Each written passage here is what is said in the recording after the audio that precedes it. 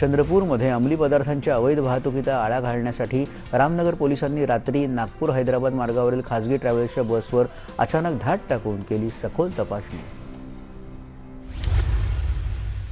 लातूरमध्ये महिला आर्थिक विकास महामंडळाच्या वतीने आयोजित 15वी वार्षिक सर्वसाधारण सभा संपन्न। महिला उद्योजकतेसाठी प्राधान्याने काम करण्याचे आवाहन। जालना शहरातील मुक्तेश्वर इथं समाधान शिबिर अभियानात झोपडपट्टी धारकांना पीआर कार्डांचं वितरण, अनेक कुटुंबांना दिलासा।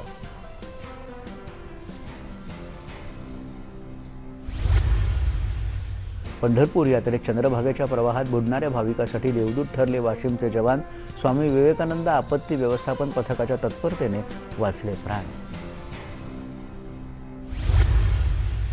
यवतमाळ जिल्ह्यातील बाभुळगाव जवळच्या खडकसावंगा इथं साकारल्या जात असलेल्या संतभूमीमध्ये संत जगनाडे महाराज यांच्या पुतळास्थानाचं भूमिपूजन।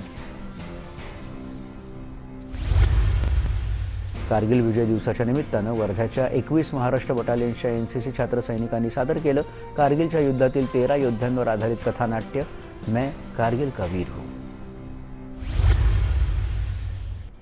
पुढील बातम्यांकडे।